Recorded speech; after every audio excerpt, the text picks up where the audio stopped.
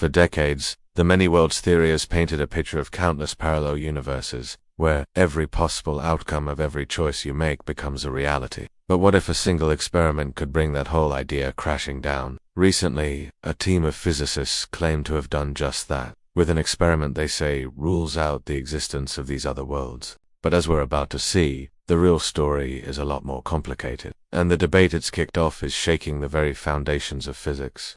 The allure of infinite worlds. So, why is this claim such a big deal? To get it, we need to understand just how influential the many worlds interpretation has become. At its heart, it's an attempt to solve the single biggest headache in quantum mechanics, the measurement problem. You've probably heard of the double-slit experiment. Fire a single particle, like a photon, at a screen with two slits, and something bizarre happens. You don't get two simple lines on the detector behind it. You get an interference pattern, as if that single photon went through both slits at once, like a wave, and interfered with itself. The Copenhagen interpretation doesn't really say, leaving a frustratingly fuzzy line between the quantum and classical worlds. In the 1950s, a physicist named Hugh Everett proposed a radical solution. He asked, what if the wave function never collapses? What if it's real, and everything it describes is real? This wave-like behavior is described by the wave function, a mathematical tool that contains all the possible outcomes of an experiment. According to the old-school Copenhagen interpretation, as long as you're not looking, the particle is in a superposition of all possibilities, a cloud of probability. But the moment you measure it, the moment you check which slit it went through, the wave function mysteriously collapses, and the particle just snaps to one location. For every possible outcome, a new, parallel universe pops into existence. In one universe, the photon went left. In another, it went right. You, the scientists, are also split. One version of you sees the left slit result, and another sees the right. But what is this collapse? How does it happen? What even counts as a measurement? This is where the many worlds interpretation, or MWI, struts in. In this view, when you make a measurement, the universe doesn't shrink to one reality. Instead, the whole universe branches. It's a wild idea, but it's also mathematically clean. It gets rid of the weird collapse and treats observers as just another part of the quantum system. There are no Schrödinger's cat isn't magically dead and alive in the same box. In the many worlds view, there's one universe where the cat is alive, and another, equally real universe where it's dead. All possibilities get to play out. Changing experiment for a long time. The argument between Copenhagen and many worlds seemed purely philosophical. Since they both predicted the same results for experiments, there was no way to prove one right and the other wrong. But recently, a team of physicists in Japan claimed they'd finally done the impossible. Their work hid the headlines with claims that it could destroy the multiverse. At one of the two detectors on the other side, the waves add up, and the detector lights up. At the other detector, the waves cancel each other out, and it stays dark. The fact that one detector always stays dark, even when you send photons in one by one, is proof that the photon must have taken both paths to interfere with itself. So, what did they actually do? The experiment uses a classic piece of quantum tech, the Mach sender. One author was quoted as saying this challenges the many worlds interpretation, because it removes the need for a superposition of different universes. They even claimed their results suggest a particle's past is influenced by future measurements,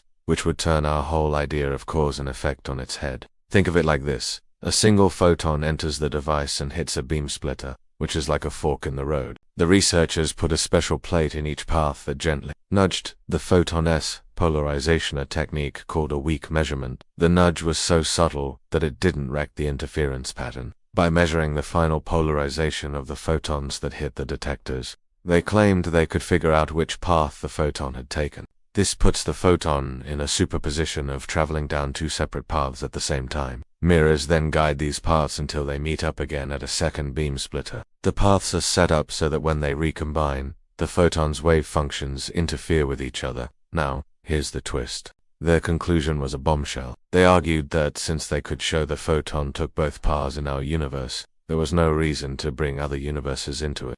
The fierce counter-argument. The claim was stunning, but almost immediately, the wider physics community pushed back hard. The overwhelming consensus is that this experiment does not rule out the many worlds interpretation. That's a basic feature of quantum mechanics that every interpretation agrees on. According to many worlds, the universe doesn't branch just because a particle is in superposition. The split only happens at the moment of a decisive measurement with multiple possible outcomes. As long as the interferometer is set up to produce one predictable result like the dark detector, always stay in dark there. Observing a particle in superposition is totally fine with M. In fact, many argue the conclusion comes from a huge misunderstanding of what MWI actually says. Mainstream interpretations like Copenhagen and MWI are built to give the exact same predictions for all standard quantum experiments. Physicist Sabine Hossenfelder bluntly called the conclusion 100% bullshit, making it clear that while the experiment itself was fine, the claims about many worlds were completely off base. The paper makes a huge deal out of a result that teaches us nothing new about the deep questions of quantum mechanics. There is no known experiment, this one included, that can produce one result that proves MWI and another that proves Copenhagen. It's a field where the very nature of reality is still up for grabs. If you want to keep exploring these fascinating ideas and stay on top of the latest breakthroughs, consider subscribing and hitting that notification bell. Your support helps us break down these complex topics and separate the science from the hype. They both predict interference will happen, so observing that interference can't be used as evidence against one of them. That's like saying because your car started, you've disproven electric starters in favor of gasoline engines, when both do the same job. First off, MWI doesn't say a particle occur E and B in a superposition of taking two paths in our universe. The second, bigger flaw is the problem of empirical equivalence. The physics community has largely dismissed the paper's interpretation of its results as hype. This whole debate really shows just how bizarre and confusing the quantum world is, even for the experts.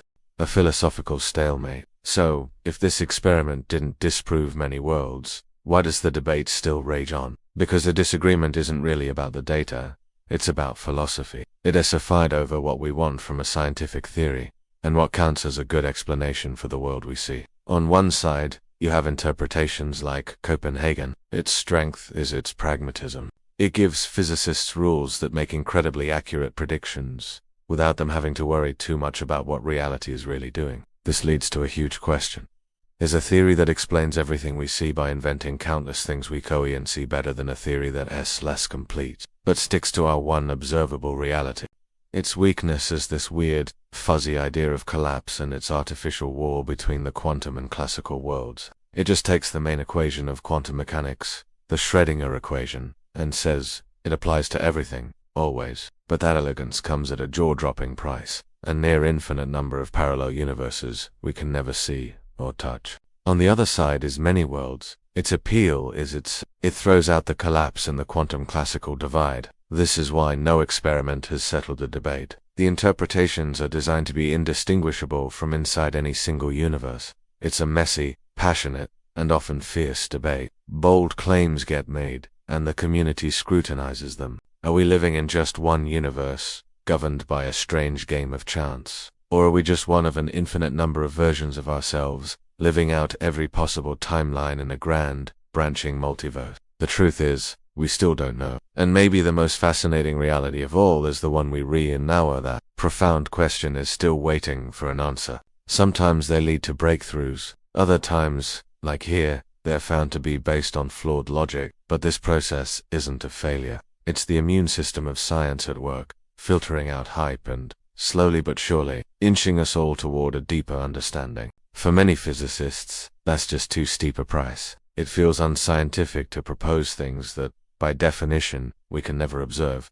Right now there's no consensus. Physicists pick sides based on their philosophical taste, whether they value mathematical neatness, simplicity, or sticking only to what can be tested, the unresolved mystery. So, where does that leave us? The experiment that made headlines for supposedly ruling out many worlds has been largely rejected by the scientific community as a misinterpretation of its own data. The many worlds interpretation, as strange and controversial as ever, is still a leading contender in the quest to understand what quantum mechanics truly means. This whole episode is a perfect example of how science really works. It's not a straight, clean march to the truth. The true nature of our reality is still the greatest unsolved mystery out there.